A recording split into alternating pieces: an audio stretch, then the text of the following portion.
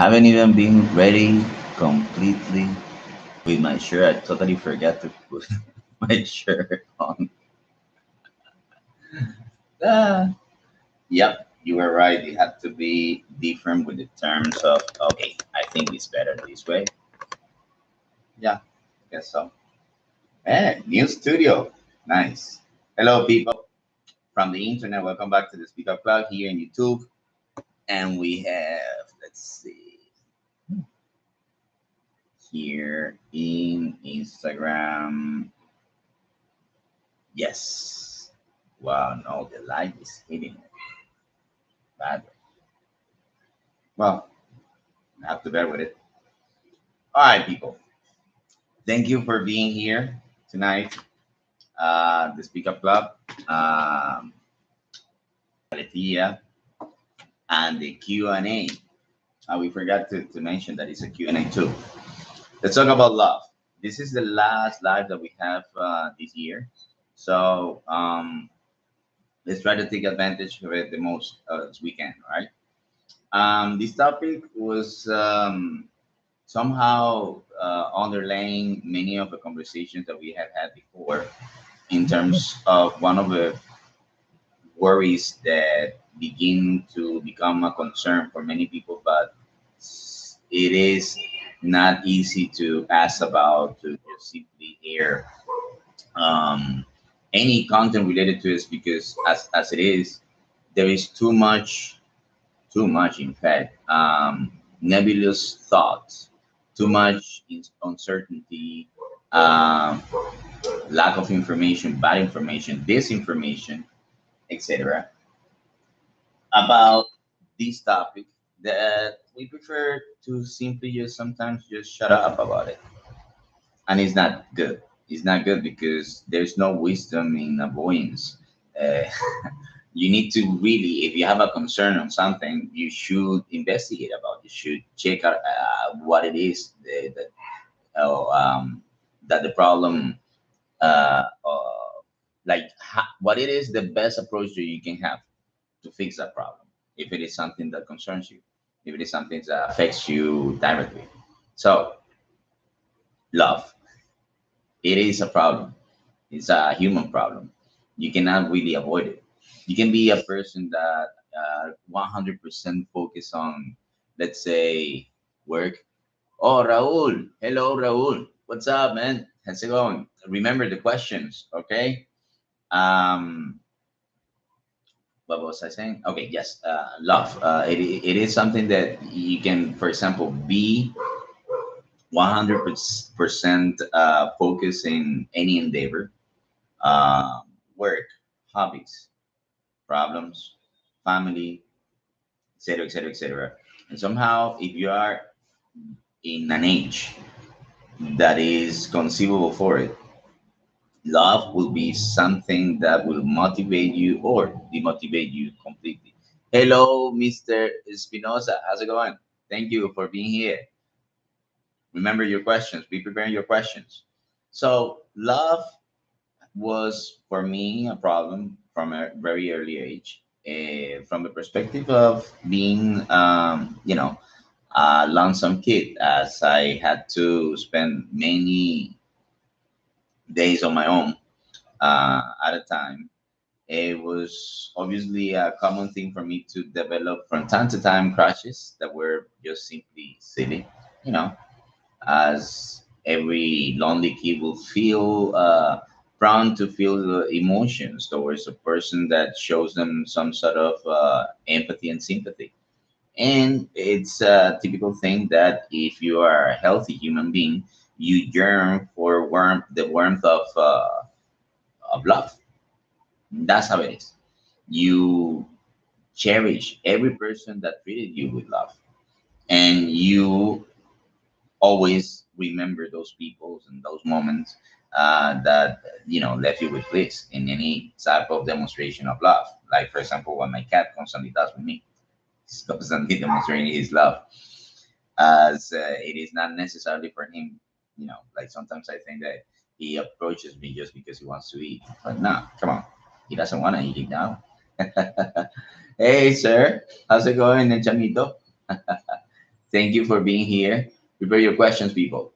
Okay, guys. So when I was a kid, I had this issue of, as I mentioned, developing crushes, but obviously I it was like an impossible endeavor for me. Just thinking about it was an impossible endeavor. So I always had like a negative approach to thinking about love from many different perspectives. Like for instance, I let's say if I remember school time, I was like the third kid on the line, meaning I was some of the smallest. And on the other hand, I was not the brightest. I was not the wealthiest at all. And all those conditions got me to think that at the same time, I was not the best looking. And when you put all that in the same package, the type of confidence that you can have when it comes to, finding someone that, yeah, that is appealed by your presence, you don't think that that's possible.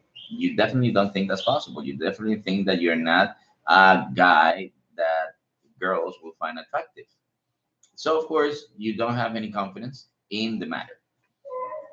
That was my case, and never even dare, asking out a girl in my school time, because not just for the fear of rejection. It's just simply I found it like pointless. I realized just let's say that this girl says yes, then what am I gonna do? What am I gonna do? Because my mom would never, ever, ever give me any type of permission for me to go out. I'd never have even chances of seeing my own friends, male friends. So how come I'm gonna be seeing a girl? That's for sure. And then afterwards, money, as you go out, you need money. And money for my, let's say, hobby time. That was not a situation that was able in my house. So impossible endeavor. I never even thought that that was a situation that was good. So as a teen, then in high school, of course, there is the hormonal drive. And then again, I found myself totally dejected of the game of asking out any girl that I liked, because simply I was not a kid that could actually do something fun, except for just be attracted to, sorry, like do stuff that I only thought it was fun. Like, for example, do some sports, play some music, etc., etc. I never thought that I had any game in the matter when it came to love, even though I was completely capable of holding a conversation with anyone from any different type of level in both languages, Spanish and English, as a teen. And it was not really a complicated thing for me to do so, talking about whatever issue, because I've always been a reader and always had topics to talk about with anyone. Um, I believe that because of that, I think I developed some level of empathy towards, trying to understand what people tell me in the moment that they say something to me, and that it made easier, or the whole situation of making a bond with this person was an easy thing. So despite that particular skill that I had, I never thought that that was a way for me to, use it as a particular use of game, despite the fact that I knew there was this saying in my town, growing up, that your your let's say your verbal skills are super necessary for you to find any girl you want. I knew that, but I did not know that I could possibly use it for, finding a girlfriend. And the reason, if I, think back about what happened, what was my mindset at the time, The reason was simply because I was not really into finding a girl from the perspective of the machista perspective of that time, of finding one, do something with her, then pass on to the next. And finding the other one, do something with her, and then passing to the next, and so on and so forth. That was the ideology of love back then. That man was supposed to do that. Like, you find this girl you're attracted to, you manage to go out. Well, you manage to convince her to go out with you. To whatever intention you had, and then after you do what they were that thing that you wanted to do with her, then you were supposed to break up with this person and go on the other person. That was a mentality that many men at that time spoke about as if it was a normal thing to do, like it was, let's say, the dating culture of that moment. Completely sexist and chauvinist. However, later on, I found out that on the side of women, it was pretty much the same thing. I mean, women at the time spoke about their love affairs in the same way that men spoke about their love affairs, but not among each other, of course, because there must be some level of distance between the two genders that were playing the game, right? For intergenders, that was a different situation because obviously they had their own environmental experiment, social experiments that they had to go through, and they even had their own jargon. They call that the environment, as if it was some sort of uh, biodiversity type of definition. Anyway, we're speaking about for now heterosexual love, and heterosexual love in my teen age was conceived that way. I'm not saying it was the best. I'm saying that's how it was. And if I have to use that as a reference, because it's my best example I mean, to put in perspective to whatever I want to share with you guys tonight. When I see your age, most of the people that tend to come to that are the audience for the Q&As as it is tonight, I see that you are going through the same situation, and I see that many of you find so awkward the whole deal of, you know, all right, I like someone, but what can I do? I can tell you about why things changed and needed to, and I can tell you also what things have not changed and what things you should be careful with. So let's begin with that. What things changed? I mentioned before my time, the chauvinist perception of how love was. But at the same time, I also said that on the side of women, they did exactly the same thing, but of course, they kept it quiet from the side of men. So we did not really know what they were doing, or that they were doing what they were doing, whereas we were openly doing what we were doing. Men always bunch of brutes. Anyway, um, things had to change.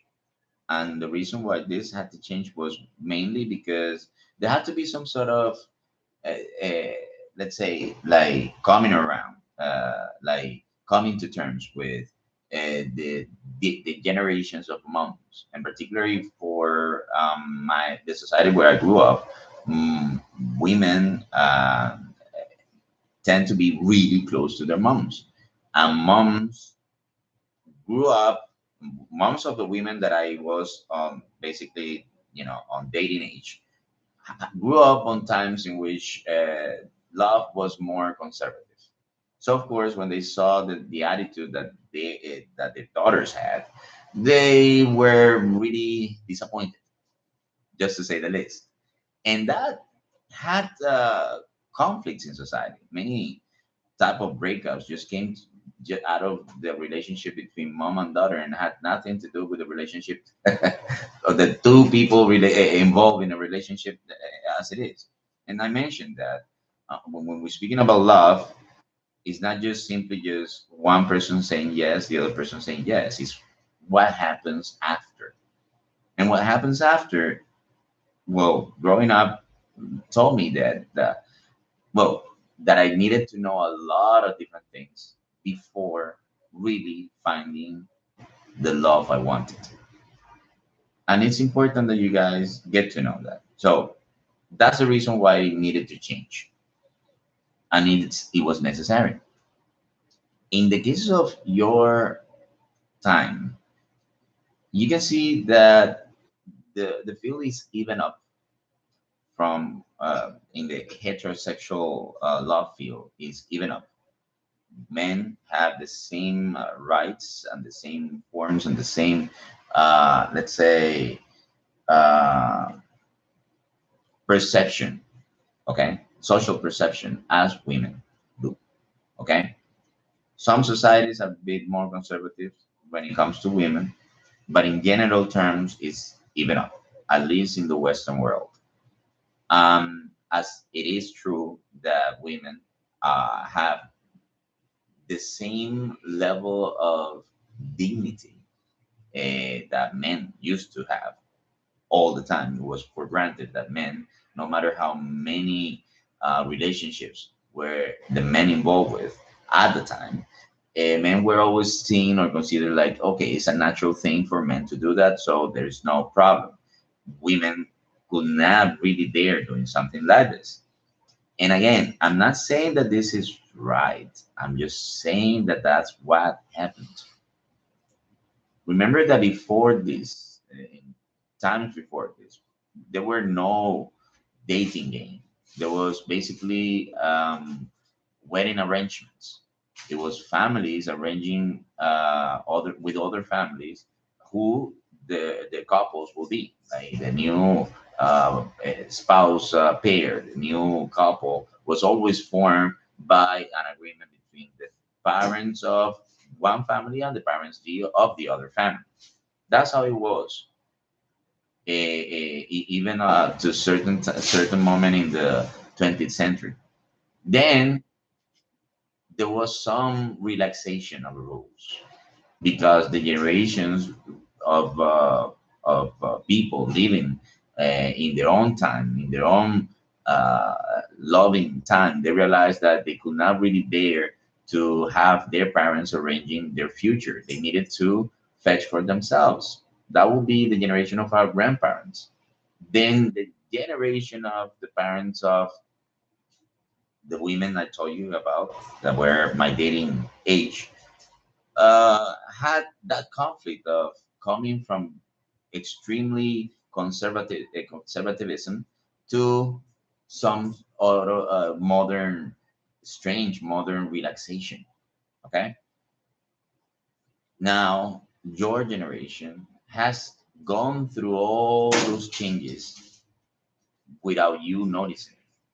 And of course, you give for granted the situation that is happening as both men and women are supposed to be even. However, there are problems. And the most of the things that you get to see in the love field is the problem thing, not the cool thing about love. And I'm really sad for that particular reality that your generation is having. Whatever you hear, listen about regarding love, it somehow makes you dread a little because it's never really been shown without its negative part, and sometimes the negative part can overshadow the good part. An example: marriage. Well, everybody knows marriage. Oh, you're gonna marry soon, so young. Sorry, and why so young? Or why so old? Or why married? And many people put so many different things considering marriage as why as questioning it and not like simply just welcoming it. And the reason for it is because of the shadow of marriage. What is the shadow of marriage? All right, you lost your freedom, or all right, you lost your own personality, or you lost your capacity of taking your own decisions. Whatever, whatever, whatever. That is the shadow part, which is not true. But then again, it is preached as if, and sometimes it overwhelms people that are in the process of getting married. That is a situation that happens, and that's just a single example. So you hear about this from the adults, and you start thinking, marriage, me, I don't even conceive it. And I know that most of you guys think that marrying is almost unconceivable. I'm speaking about the single ones, obviously. Those that are in a relationship still don't see it that easy. Marrying, yeah, like setting down with that person, that single person for the rest of your life. Why not? And at the same time, why?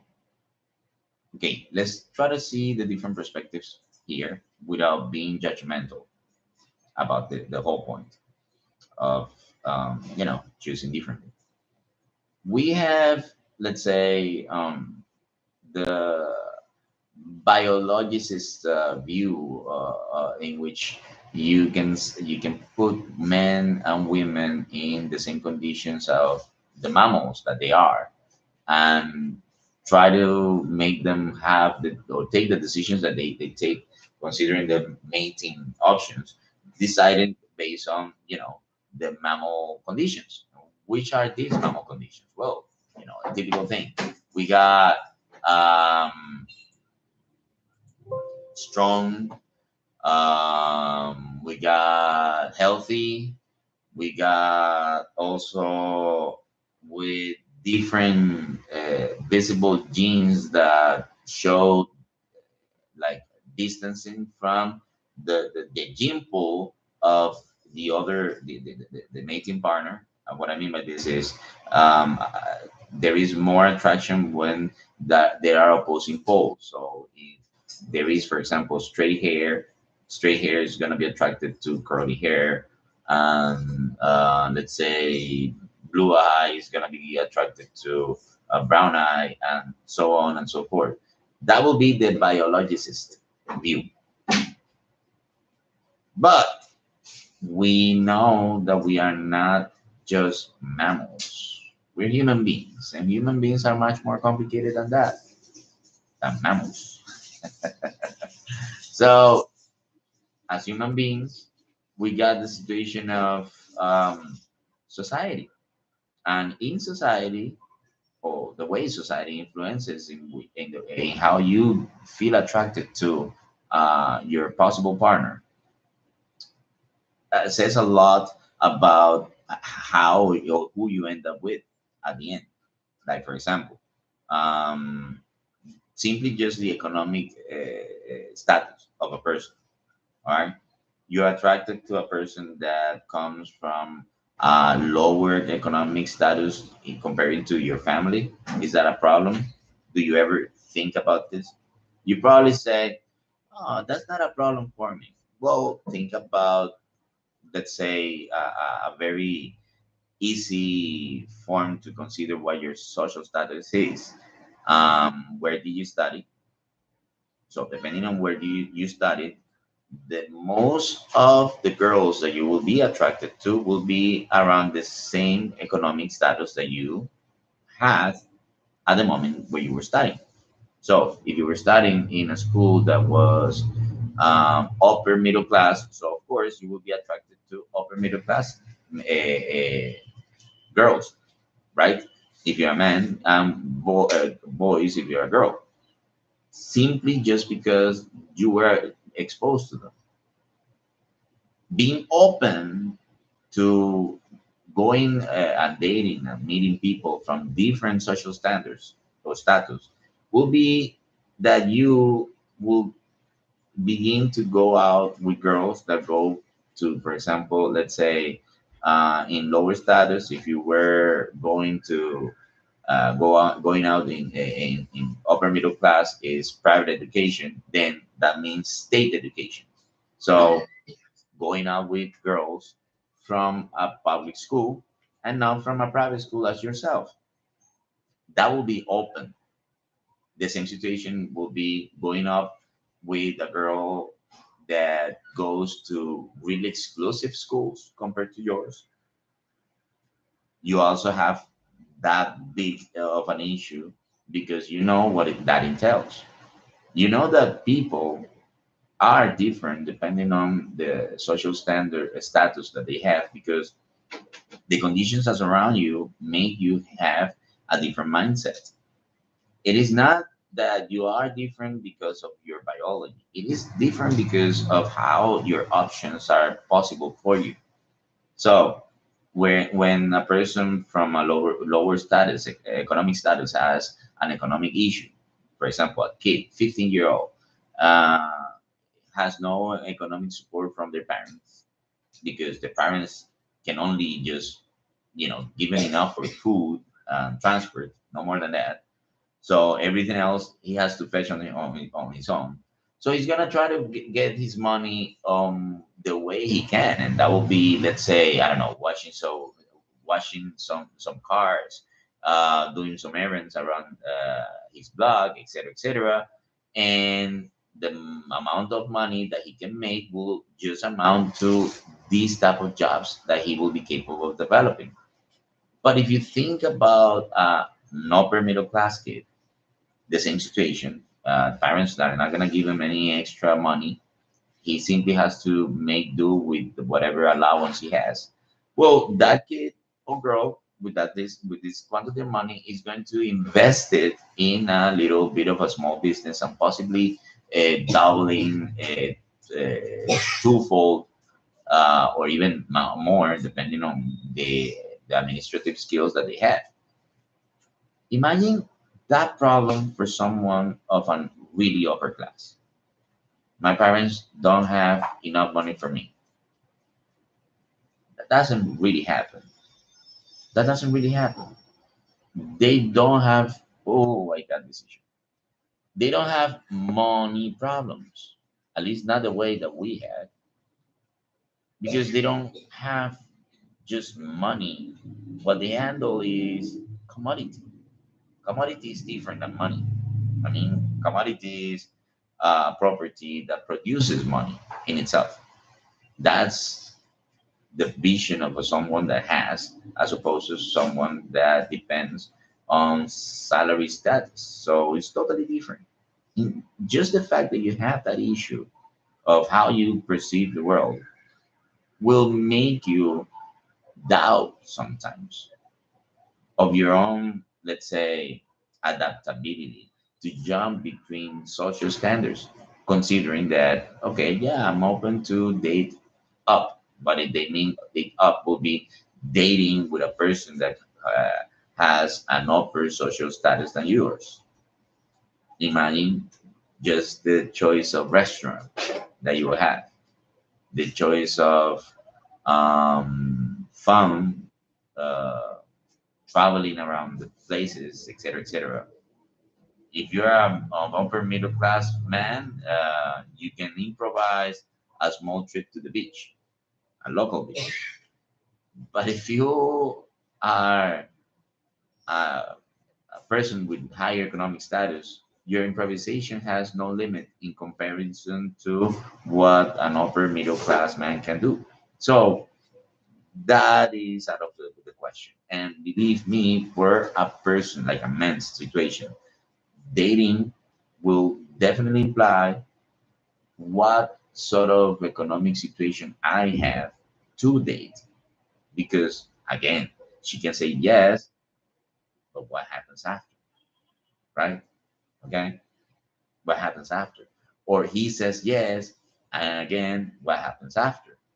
For girls, today the situation is a little different because I know that in the past it was always seen as whatever let's say whatever economic situation the girls came from, whenever they became a wife, the economic burden was up to the man, not the women, not the woman. Sorry.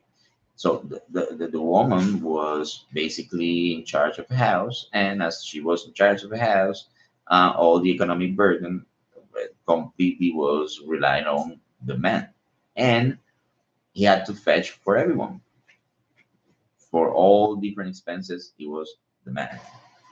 That changed when both became professionals, both had to work, and then divorce became to overtake the situation of the families. And that's true.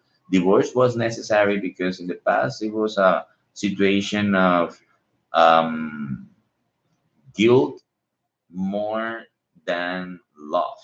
And now it's, in many cases, that was sad. You know, you could see that there was this couple of old people that didn't love each other. And I mean, if you have heard or seen situations like this, and you understand what I'm telling you, you know.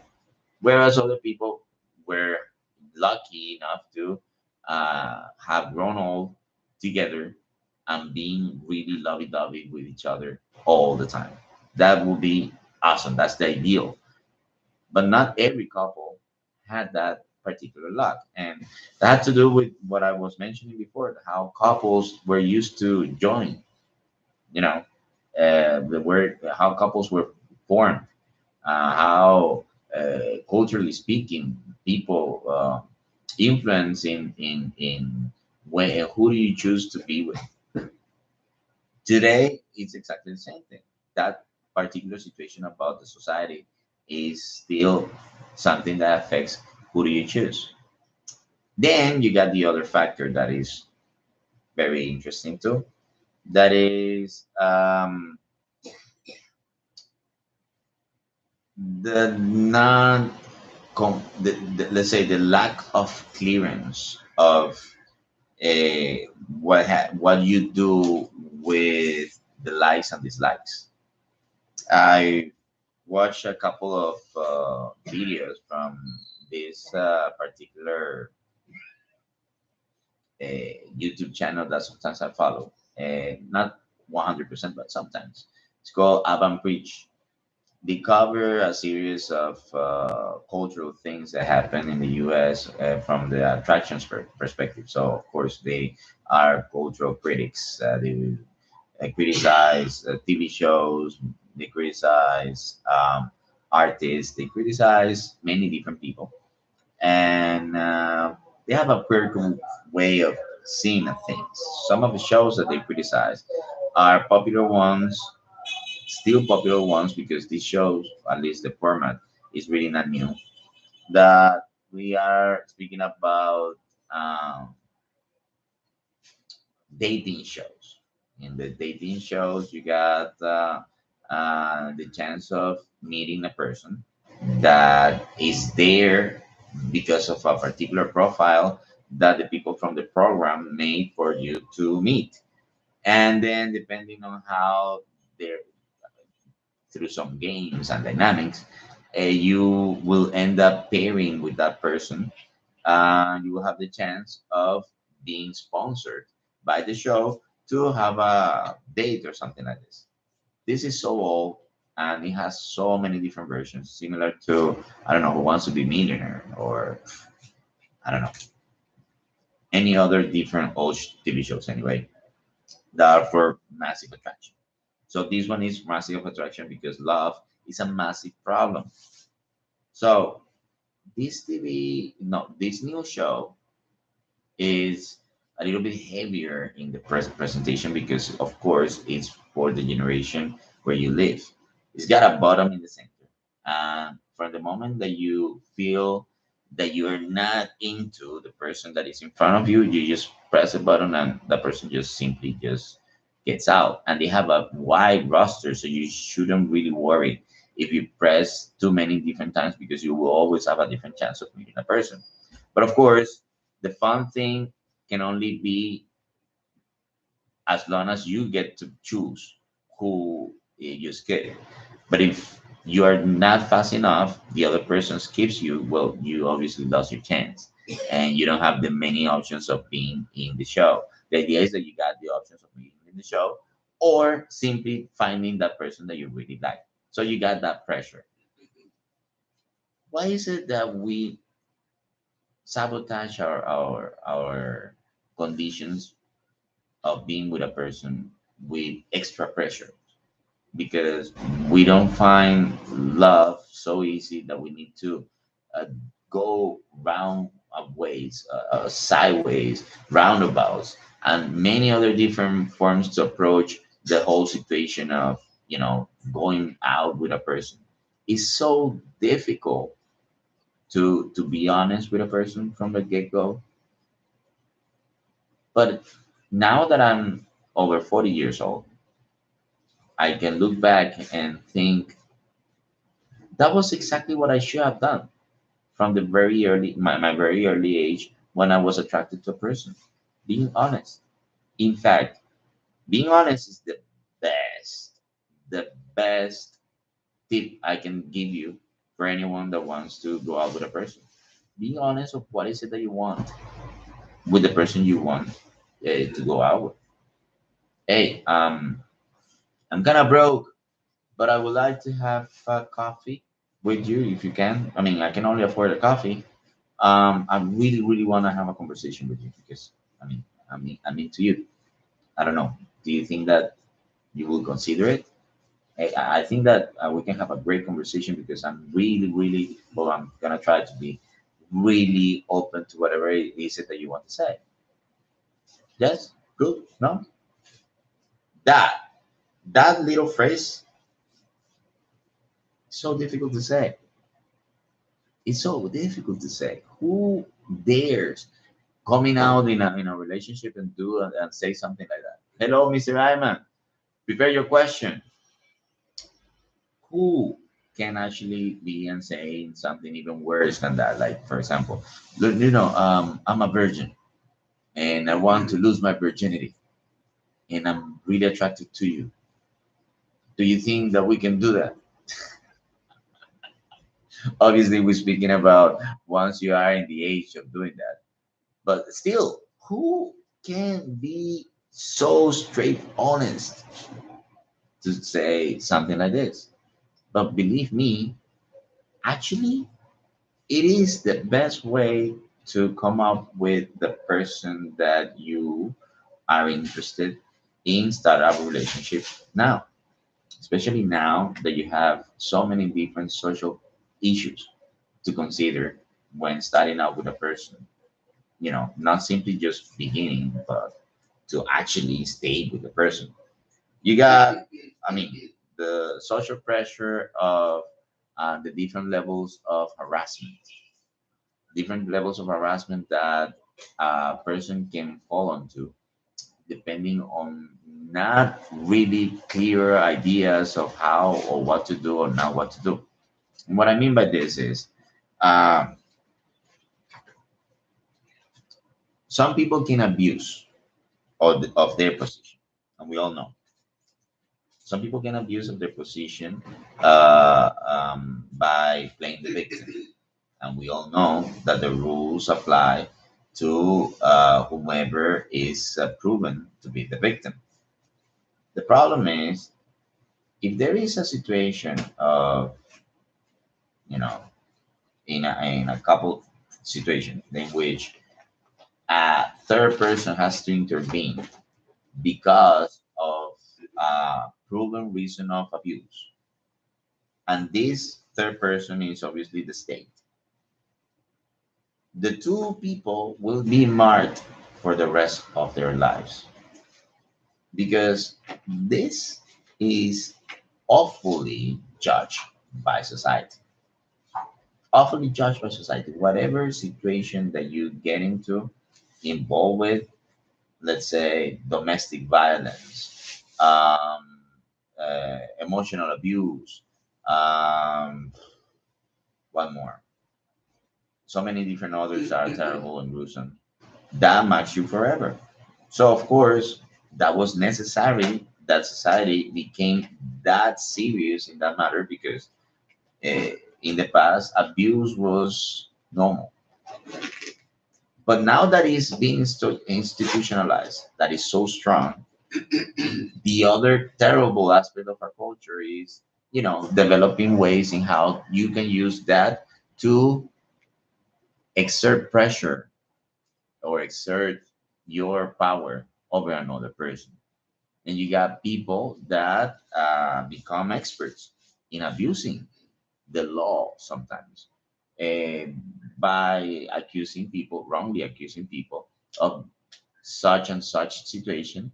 That, of course, once you read about cases like this, you feel that this is something that you should be afraid of. You don't want to be signaled out as an abuser of any kind, a person that, was considered violent because your girlfriend or boyfriend made an accusation of you shouting at them in public. Maybe it didn't really happen that way, but just because the other person managed to get the evidence, managed to twist the evidence in such way, that person can receive the due punishment of the crime. But it's not that the punishment is what is bad, it's what happens afterwards. How the reputation of that person has been tainted from that moment on. So that is an issue that your generation deals with when it comes to love. Not so easy, not so cool. You got another issue that you deal with in your generation with love, and it is COVID time. And that's important. Um, you see, in the 90s, in major cities all around the world, the Western world, people were really relaxed when sharing um, physically. Too much, eating from the same food tools. Sorry, the same utensils for eating tools, from the same plate, sharing cigarettes, sharing sometimes chewing gum, awfully, but that happened. People were really free of doing stuff like that. That was in the 90s. In the 2000s, there came an issue that was the swine flu. And because of the swine flu, people were a little bit more, cautious afterwards. And obviously, but not 100%. Okay. What really made people restrain a little bit was the search on a situation that was called the VPH, or papillom syndrome, papillom human syndrome, and that is a particular type of disease that is works a little bit like hepatitis B, that you're never really 100% cure of, and simply just the incurability of the disease makes it that way that you don't want it. Pedro, hello, Mr. Pedro. Don't worry, my friend. We're waiting for your questions. I was just giving a little overview of the topic, but thank you for coming here. So that at the time, let's say people normally got together. I'm speaking about couples formed on their celebrating times. So partying was really involved in there. Partying, dating, clubbing, etc., was necessary for people to find their mates, their loved ones, and at the same time, that was the reason for many breakups too, because partying as it was require a skill, and you know what happens with every skill. If you become good at it, you want to be better, you want to upgrade it. So you could have found a person special, I mean, that you thought it was special in one moment, and you started dating that person, but you, on the other hand, wanted to keep doing the clubbing thing. And the clubbing thing was going to the club and picking up a person again. So again, the situation, the chauvinistic situation existed there for men, and the other side also too, because that's what women did too. That happened in both sides. Um, so there was an objectivation of the whole idea of mating, of getting together with a person, that made it look as the hunt. It was some sort of hunt. So that was the 2000s everywhere, you know. And people that lived those years, no matter what age you were, but if you were in the dating age during those years, they got together with most people with basically by being at a particular place like this. And in that moment, going out with people from different social classes was possible, because obviously in the party, whomever enters to the party is basically a good one, right? I mean, the person is in the party, so I mean, if you having fun with that person, why not? That was the mentality back then. So of course, there were people that excelled at being party people. You know, they dress in ways that was perfect for the party. They spoke in ways that were perfect for the party. They even developed a particular type of narrative that was what defined the party times. Those people, some of them never went out, never stopped the partying time, and those people were people that somehow got disconnected or out of touch with the social aspect of, or the main aspect of, for what the reason for the party was in reality, to meet a person for you, a person that you want to share a life with. Those people couldn't really find it, and we know examples of those people. Some of them are the lonely adults that we all know. Some of them didn't make it. Some of them got sick. Some of them had broken marriages. Many. I know a friend who was divorced already twice, and he's my age. It's like crazy. Really, how can a person divorce twice? Being that young, but that happens. That happens. Anyway, this situation is a situation that was not just simply of inherent from one particular place in the world. It was a world global situation. Okay, your generation, the loving thing begins sooner, because obviously you got schools, and as you got schools, everything is promoted for teens to be the ones that are the protagonists of the world. So teens are used as examples for whatever. Even in soap operas, they are is the teens the ones that are the great couples, the examples of how a couple is supposed to look, etc., etc. And then from them you got the celebrities, because this is another issue about your generation. You guys are completely starstruck or starstruck. That's another one. Starstruck and starstruck with your celebrities. Like being an influencer today actually does give dividends. Does make people make a living. I mean, some people actually make a living just by becoming, an influencer.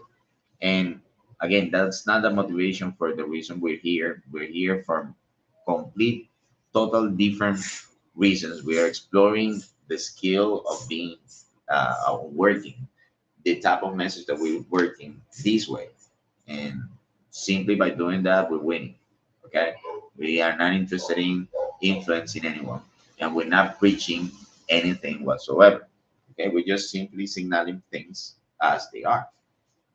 So for you guys, and here's when we begin with the questions, guys.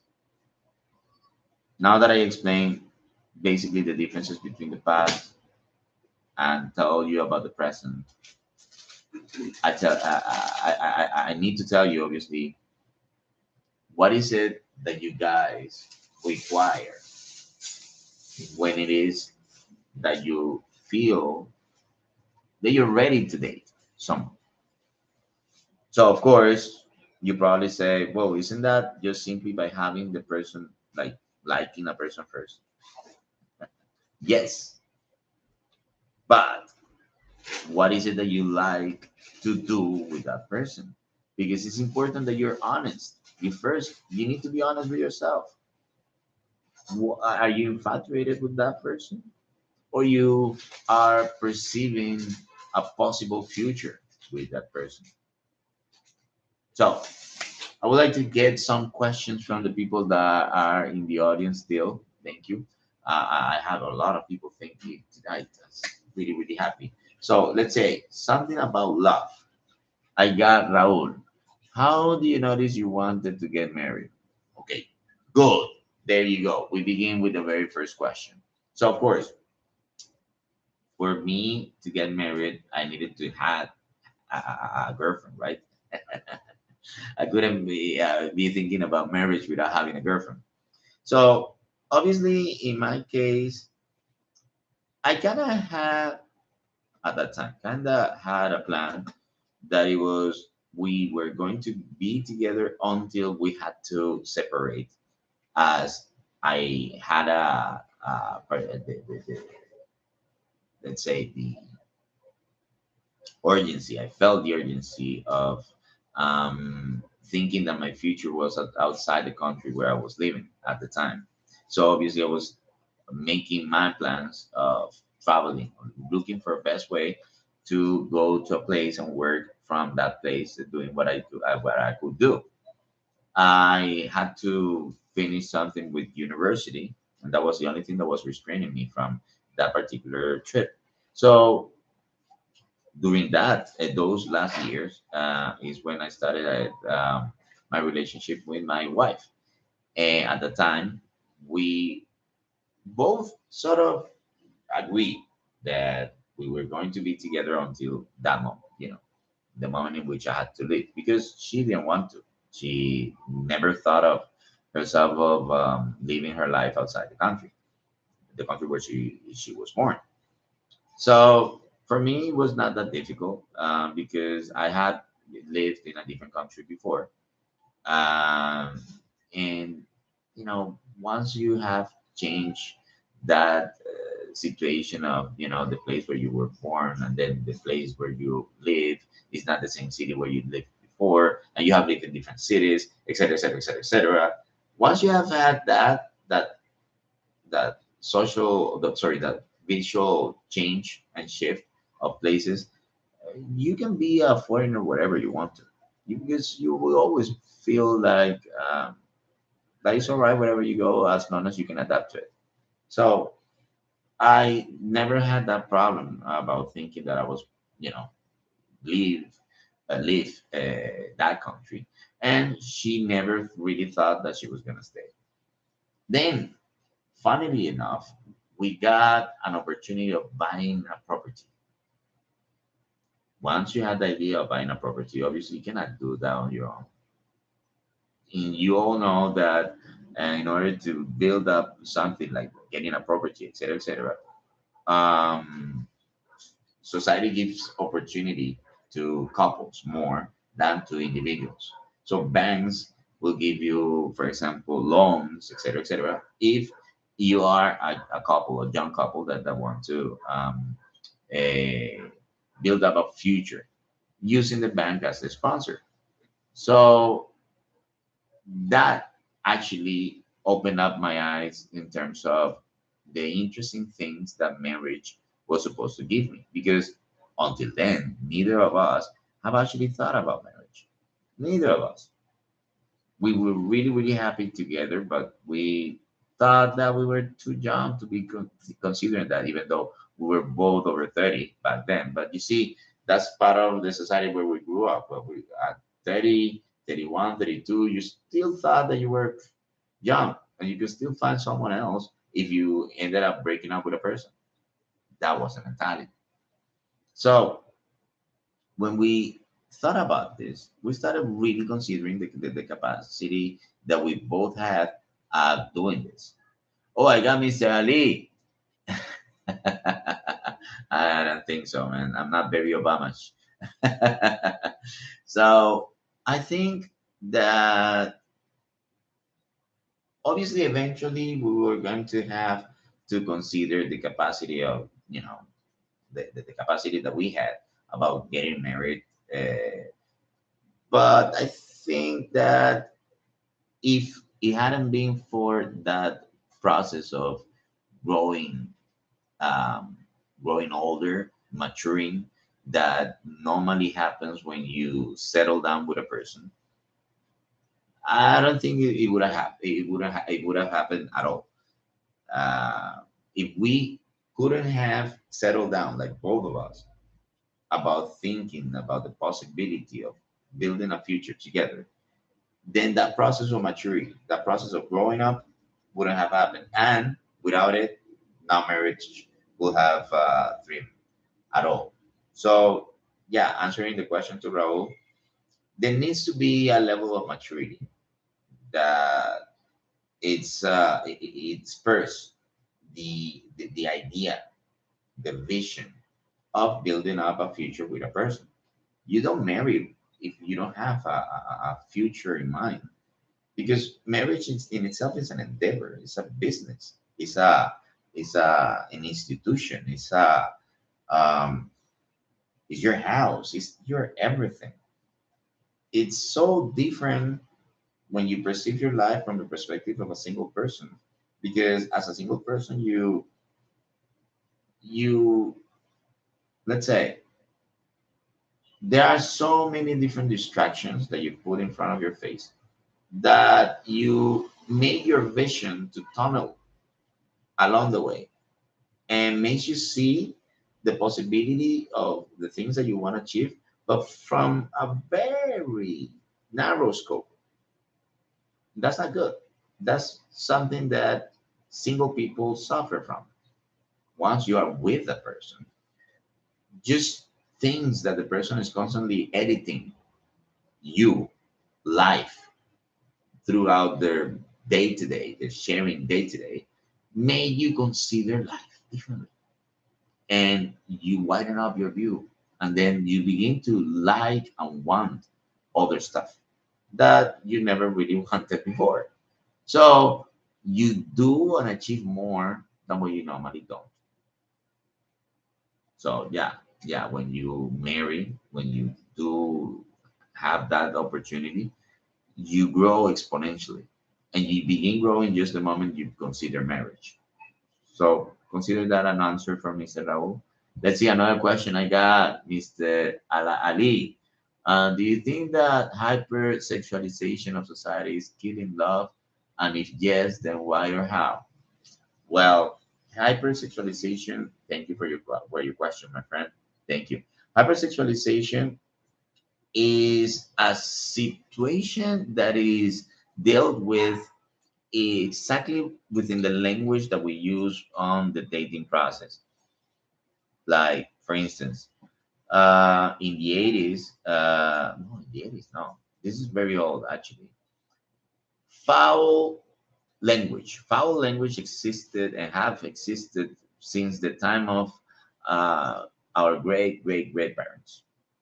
But there was some sort of social division between the foul language that you were exposed to in the places where foul language was common, to the places where foul language was never accepted.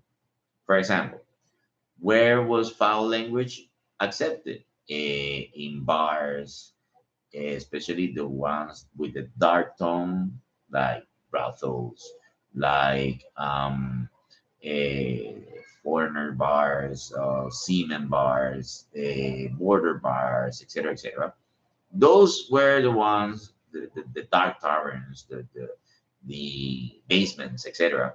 Those were the places everywhere that people were, if they went there, they had particular type of approach to life, and they were looking for stuff from a more extreme way of viewing things, right?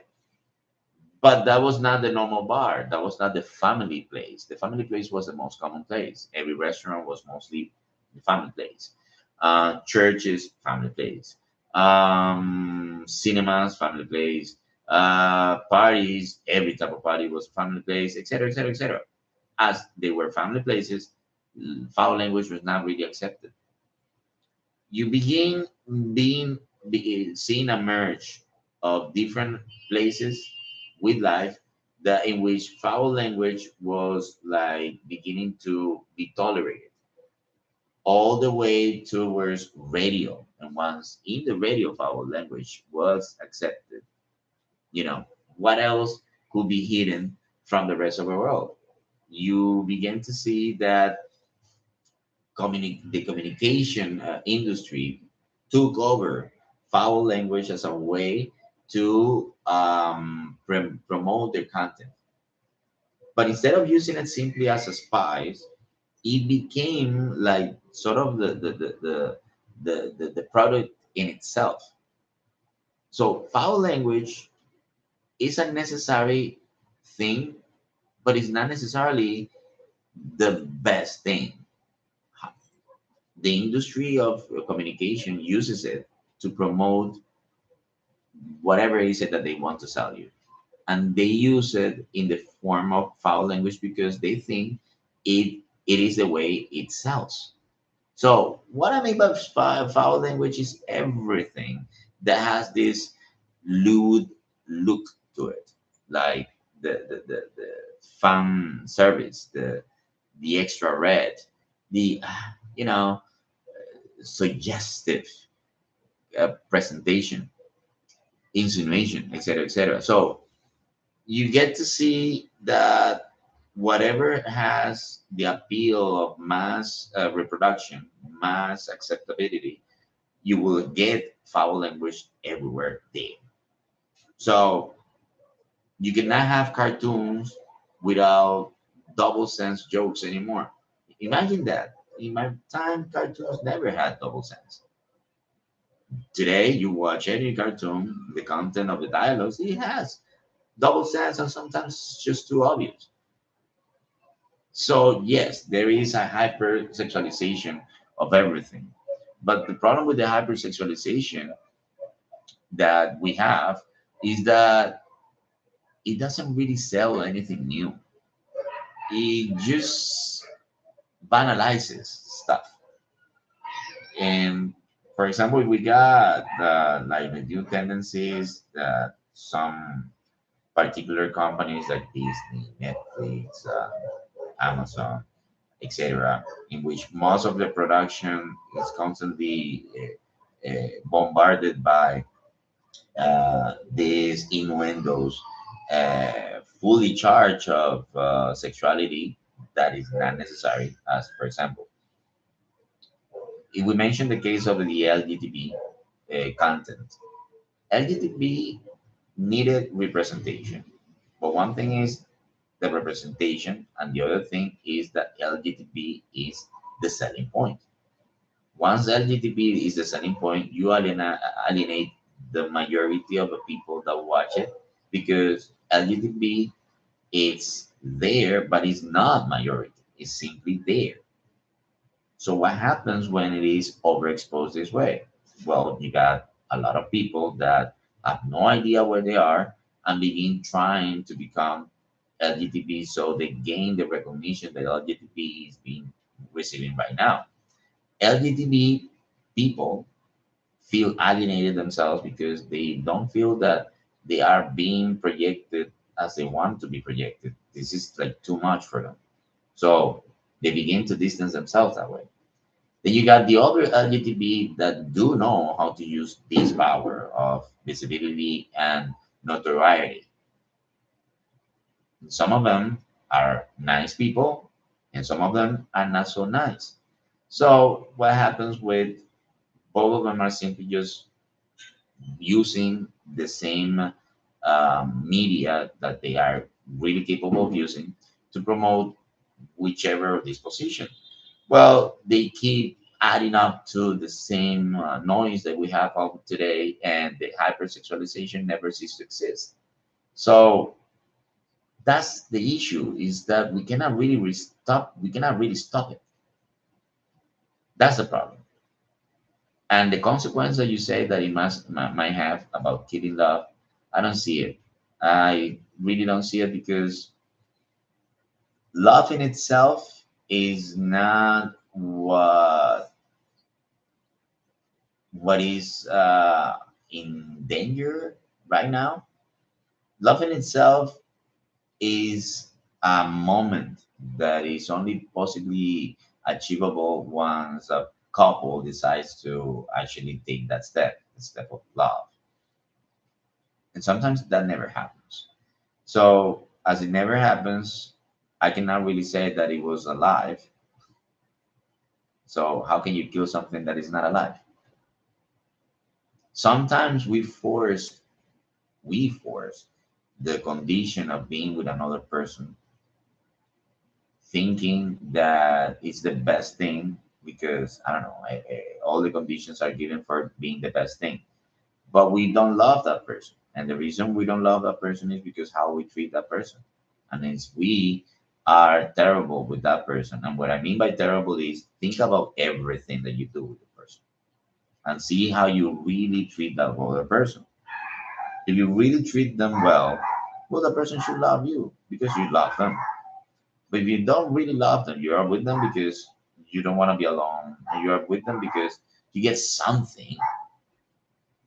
Yeah, my God is super big. But you want something with that person. If you love that situation of you or being with that person, well, you will eventually hurt that person. You possibly hurt yourself constantly on the same process. So yeah, you don't kill love because of a hypersexualization of stuff. I think that what killed love was the over no like yeah, let's say like self-consciousness, self too much self-consciousness. This situation is what killed love because too much self-consciousness does not allow people to see the other person. They're constantly observing themselves and they don't really get to see not anything beyond their noses. And as they don't open up to see what's happening, they don't really give a chance to love. We have to give a chance to love.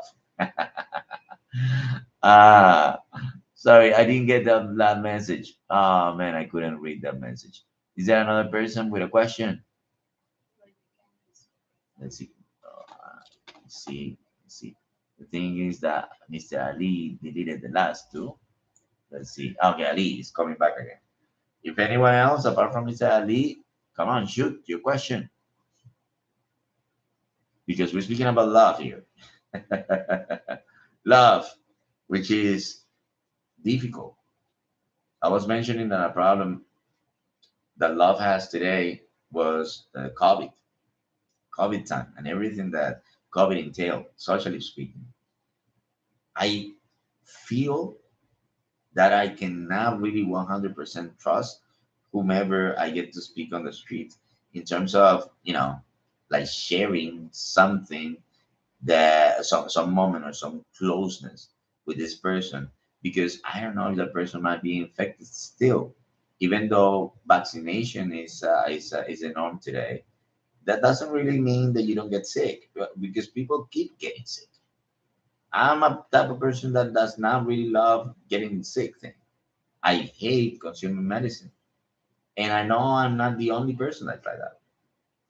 Because of that, many people actually suffer a lot of the alienation that comes with the whole paraphernalia that it exists surrounding COVID. I got Raul. Do you think there is a proper age to fall in love? Not really. Well, fall in love, yes. Yes. Okay, let's see, let's put it like this. I need to make a distinction between fall in love and infatuation. Infatuation, there is no age for it. You can get infatuated at any age. And what it means to be infatuated? Well, thinking that that person signifies that much to you. Okay. And because of that, you want to be with that person. But you see, infatuation is just that. It's just the first hook. Infatuation is not fall in love. Fall in love entails the fall part. To fall requires a letting go of many different things. That idea of, that sensation that you have here in your stomach when you're falling, right? Well, that needs to happen. And as it happens, uh, you need to be responsible with the consequences of it. Okay. And that's what I said, that in the moment that you love the person, that moment of loving, you need to take a decision that makes you grow up emotionally, you and that person both. Okay. Because it goes beyond tolerance, it goes beyond empathy, it goes beyond that. All right, I got the question of Mr. Ali. I think that in our society, we us men have a lot of opportunities of sex in comparison with the conservative society, and that make us far from love, and that create also a problem of ego, because we as men, well, both actually, men and women are going through that. um and when it comes to, let's say, the promiscuity of today, I think that young people have it weirder, because on the one hand, they constantly are selling you this sex thing. The music that you listen is fully charged with sex. You got the promotions of any different type of games. If there is something that you can get in a game, well, you as a team will get it. And there's so many games are fully sexually charged. You got toys, and if there's something that guys, boys, girls, anyone love, is toys. I don't. My time it was not like that. But anyway, today, so many different things are related to sex, commercialized with sex, that kids are exposed to this type of things too soon without really having the mentality to work with it.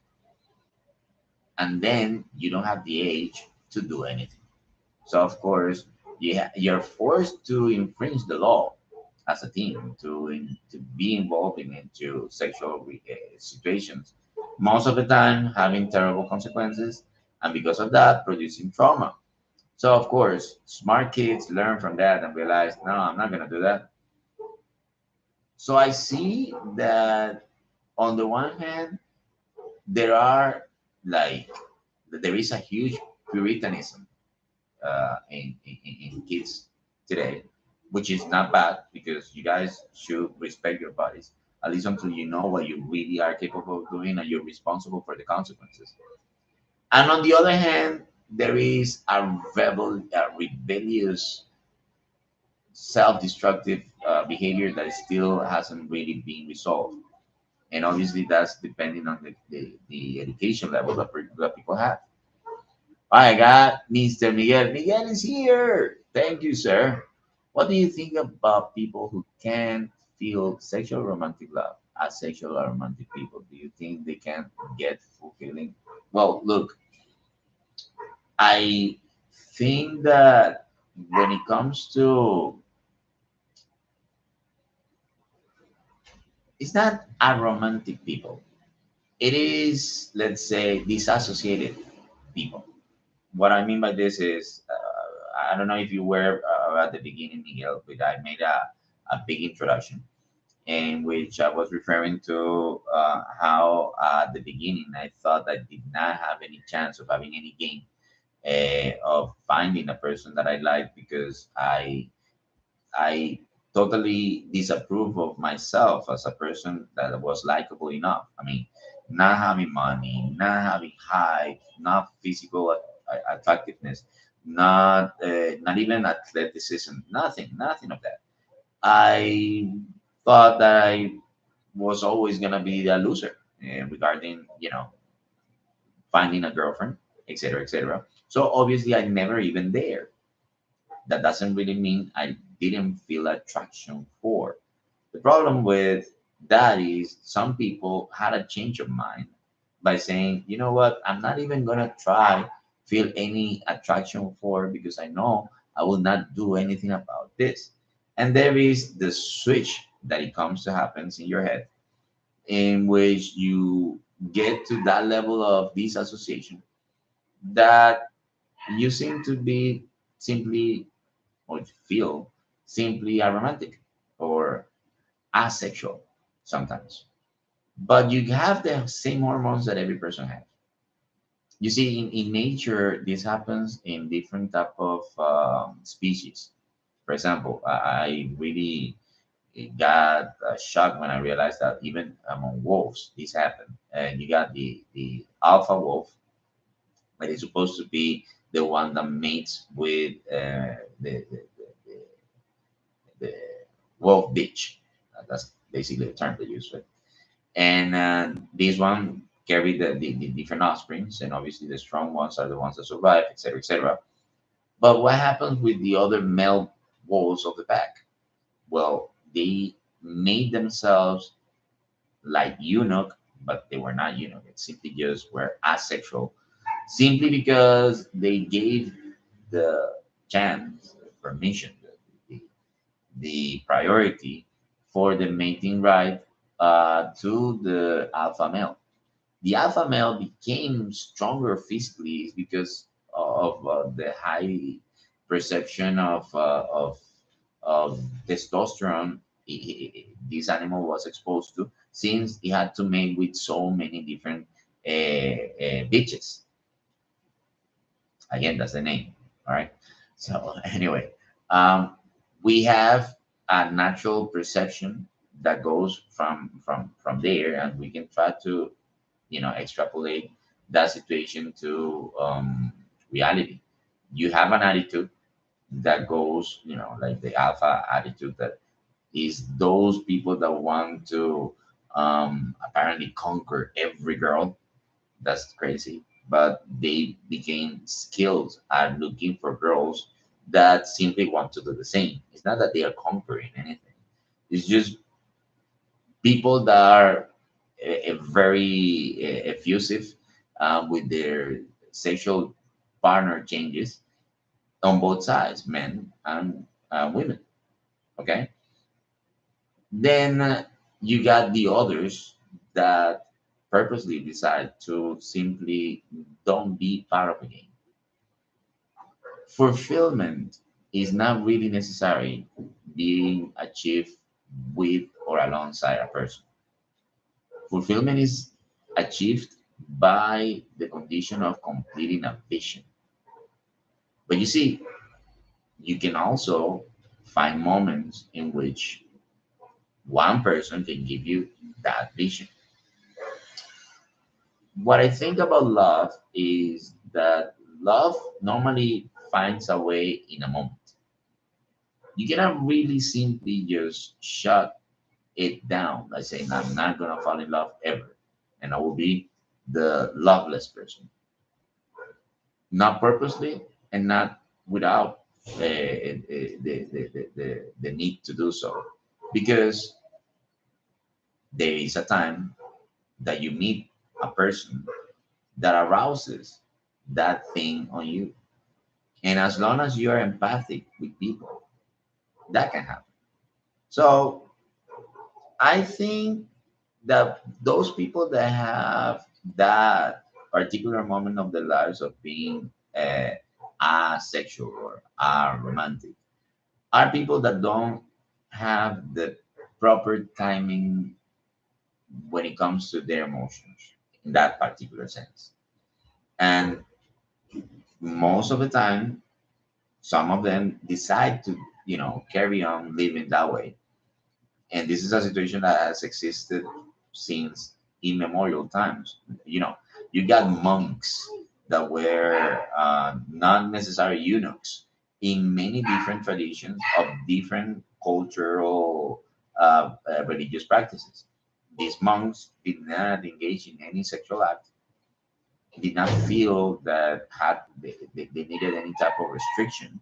They simply just acted that way because they dedicated their lives to be that way.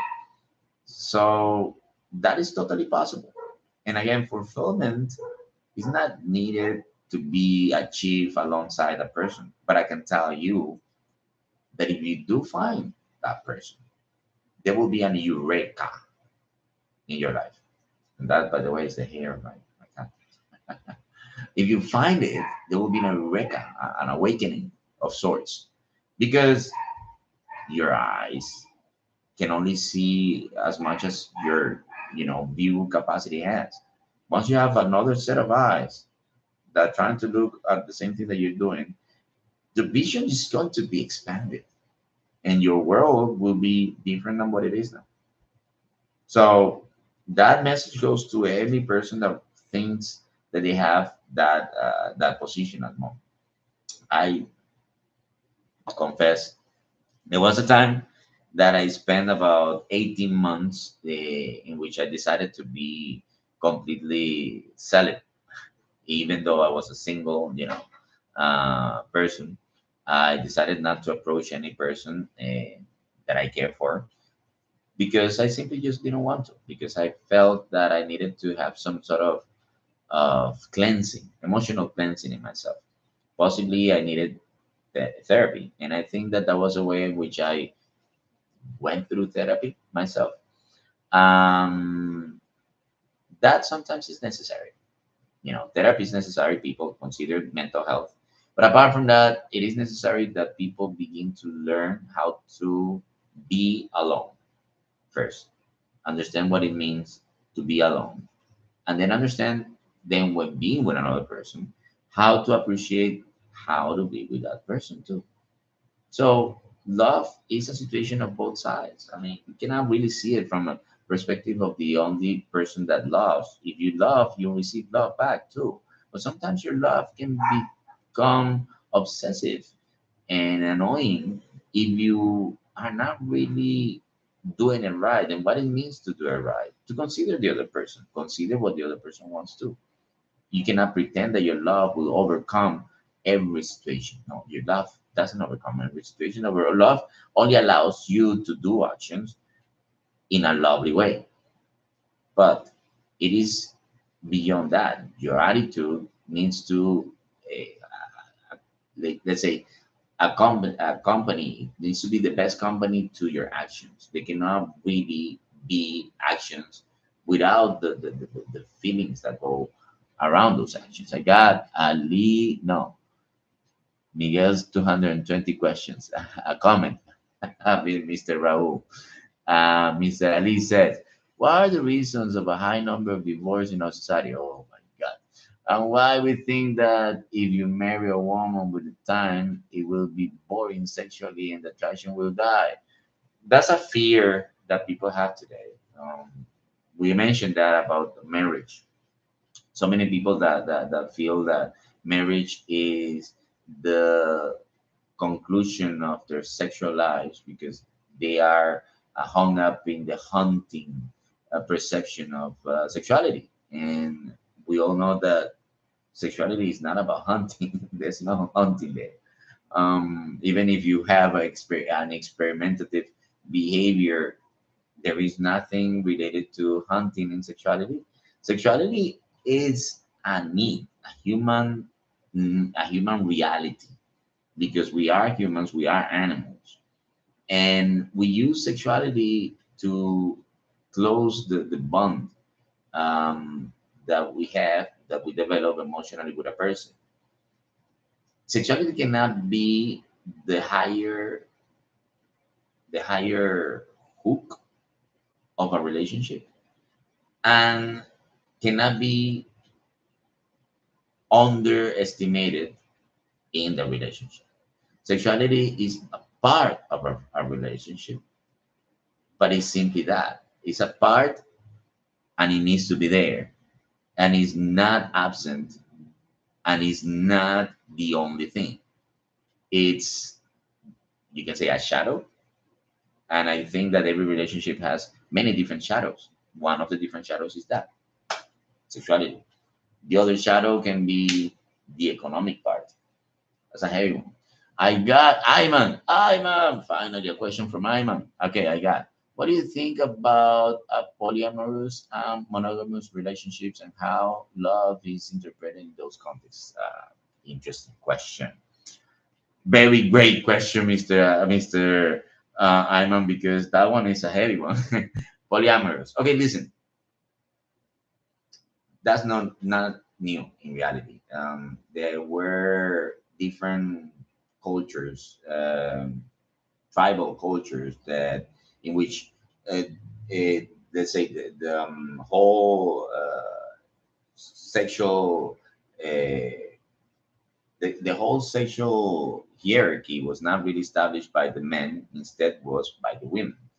So women in those societies were pursued by different men, and they were accept different men depending on these presents that she was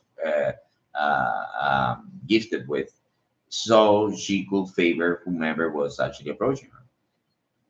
She will do that, and those presents were basically what helped raising the kids that she will have with those many different lovers that she had. And all these many different lovers were sharing somehow the responsibility of raising the kids, because all of those kids were possibly theirs.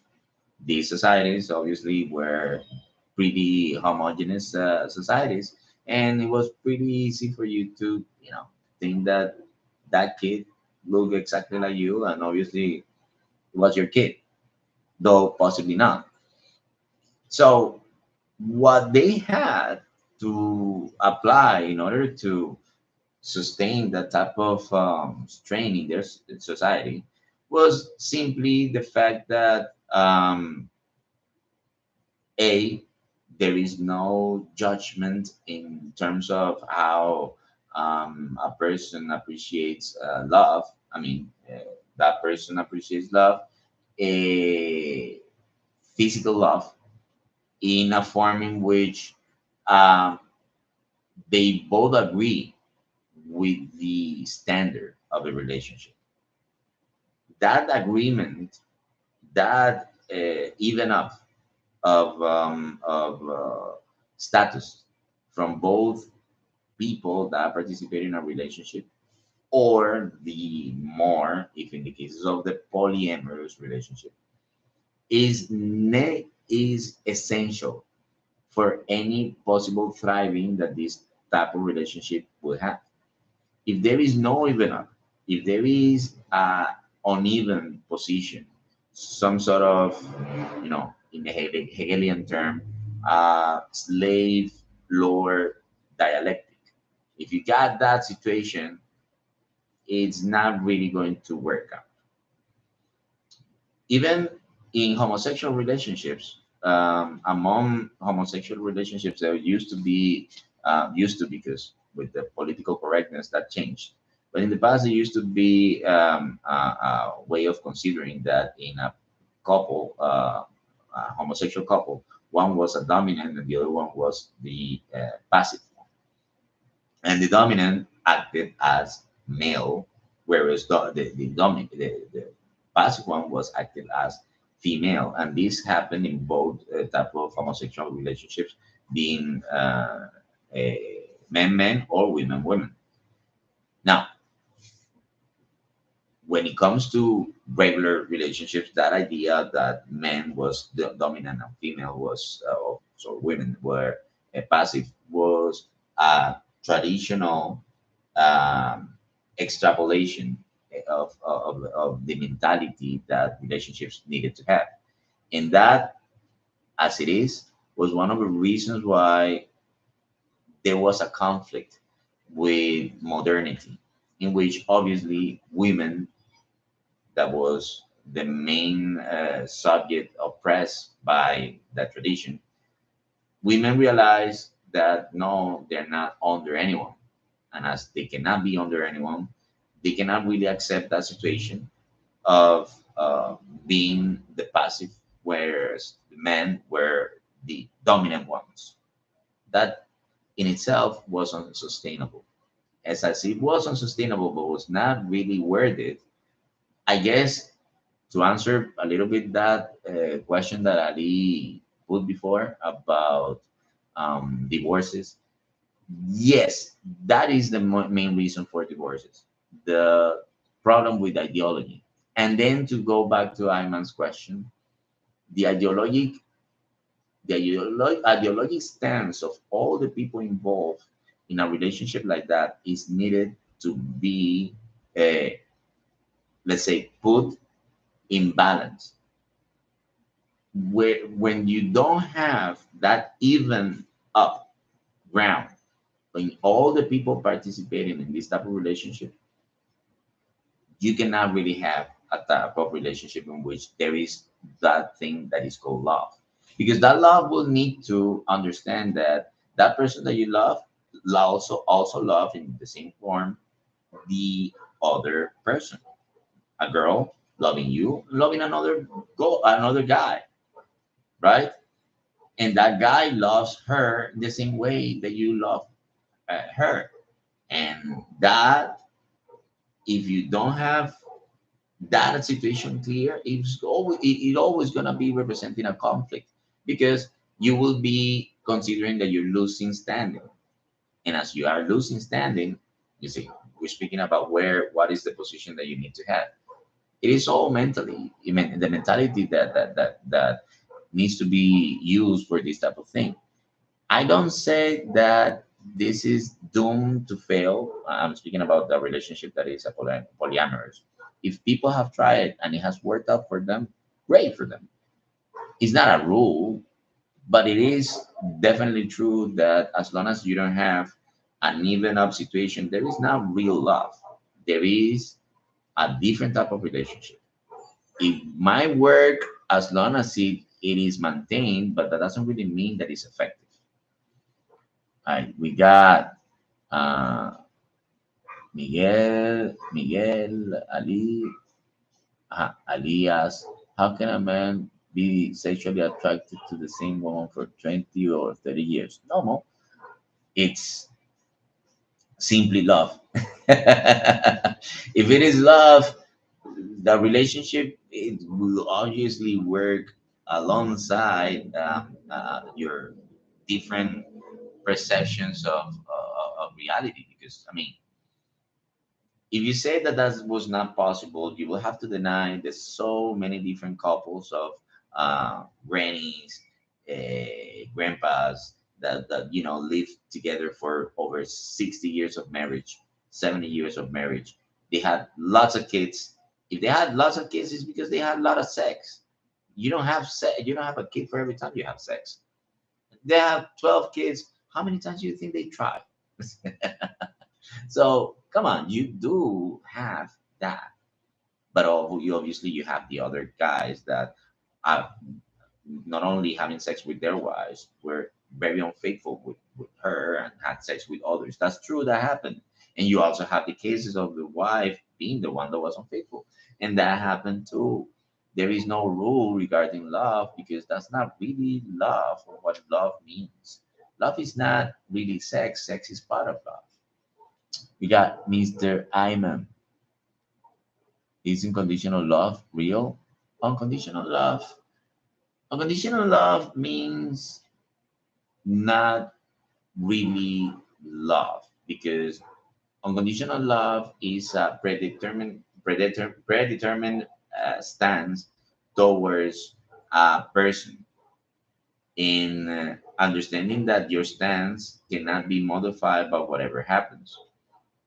But love is not like that, because love is mutual. I mean, if you don't see or you don't feel the vibration that comes from loving, I mean, there is the act of loving. Once you are with a person, you realize that that person give you there needs to be some sort of resonance between you and that person. Like when you both agree in one point, when you both look at a situation and decide something together, and you see the eyes of the other person and realize, yeah, that's the path. And you realize, wow, it's so cool. One that path, that decision is taken by the two. It sounds even more powerful. It has a much better approach. So that is the love thing. It cannot be unconditional because if there is no resonance, how can you maintain that? You pull your love, there is no love back, right? So you cannot maintain that forever, right? Because there needs to be that resonance, this pull back and come back, pull back and come back. It's not easy, right? I got Ayman. What do you think about polyamorous and monogamous relationships and how love is interpreted in those contexts? Oh, you're repeating the question. No, that's the question I responded before. Raul, why do you think people stop being romantic? For example, guys sending letters to their girlfriends isn't common anymore. Well, but look, we're speaking about romanticism, not necessarily change, you just simply mutated. Letters, nobody sends letters to anyone anyway. Really, no. Letters became a formal thing. So, of course, writing a letter to your girl is not that practical. And going out of a way to show your love is being creative. And I guess that if you really love a person, you are creative enough to show it. It doesn't have to look like it looked in the past because you're not living in the past anymore. I mean, come on, you know what it is, how bothersome it is for you to go out of your way to get some flowers. But that doesn't really mean you cannot do anything romantic beyond the flowers. Now, of course, your girl is gonna love the flowers anytime, any day, for sure. But you don't have to do something that doesn't come out of your heart. You need to feel the thing that you want to do. So if you love, you look to do something that you know you feel as great. And as you do that, you feel, okay, I think I am a romantic too. Because that's what romance is. That's why the first chapter in One Piece is called Romance Dawn. Why do you think romance dawn? Because romance is the whole process of finding that thing that you want that other person to recognize your love with. So you find that thing and you give it, right? That's why love is so much give, give, give. And that's what I said before. You cannot keep giving all the time if there is no comeback. There needs to be a comeback. Emotionally speaking, there needs to be a comeback. Let's see. Yeah, yeah, that was the last question. And we made what? 1 hour 38 minutes. I can't believe I got to speak so much. You guys made me speak a lot. Honestly, you guys are incredible. You are making my the skill of doing this type of presentations and my becoming even better. I felt in the last two ones that I you know was a little more relaxed. I could let go a little bit more. But now, wow, look at the time I'm making. Last time I was over an hour. This one almost 2 hours. Interesting. Thank you, Raul. Thank you. Well, you guys remember, I always get the topics from you guys. You guys are the ones who to give me the correct points to for me to tie the dots and correctly find a way to like make a message that maybe is gonna help you. With this, I'm gonna go for my conclusion. So, people, love. The first thing that all of you guys, those of you that are in a relationships and those of you that don't have any prospect of a relationship, the very first thing that you guys need to do is firstly stop presupposing things regarding love. Don't presuppose things about love. And what I mean by don't presuppose things about love is don't judge yourself as you are this way or you are that way. You like this, you don't like this. You can only do this way, and can only do this way, that way. No, stop, stop, stop, stop. To be capable of loving, you need to be open. Remember, the expression means to fall in love is a fall.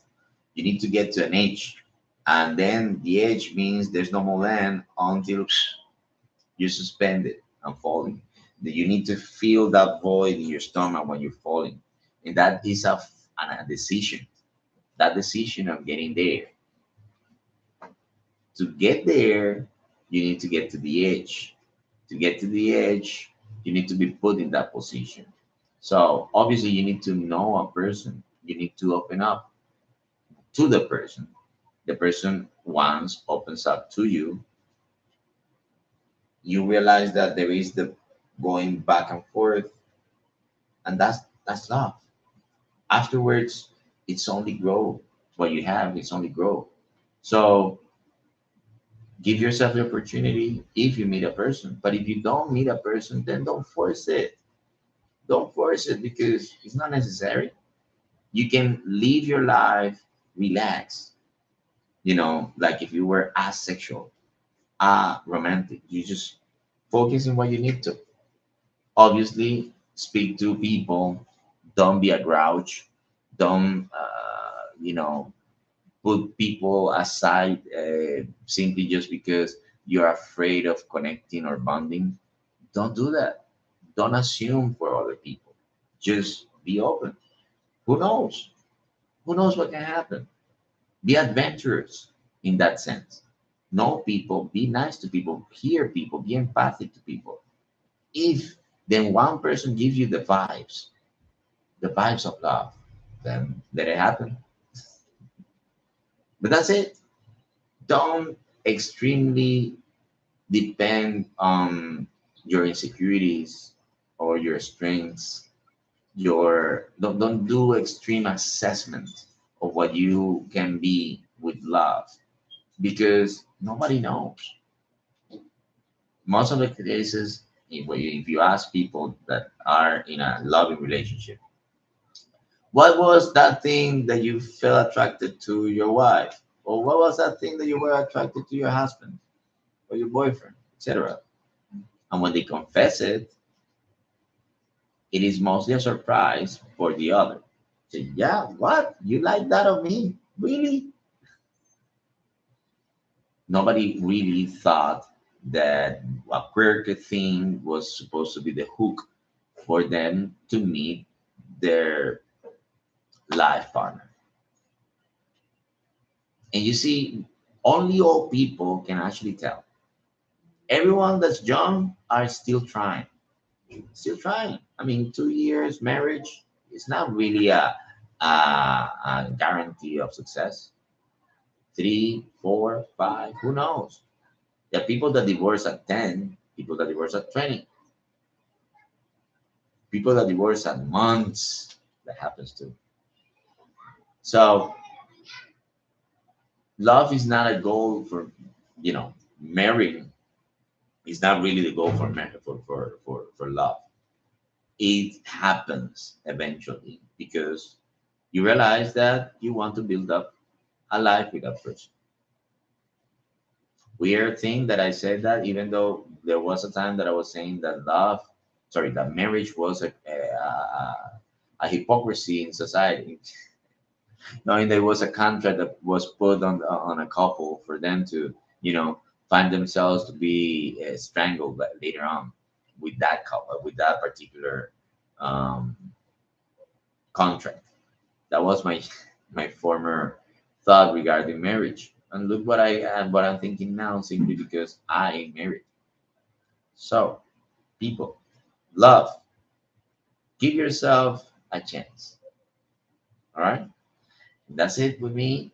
That's it for everyone that was today. I'm really, really glad and grateful for all your questions. I hope I answered the majority of these questions as clearly as I could. I know that that I might ramble so a little bit too much because it's not that I have all the answers. Obviously, I have to think.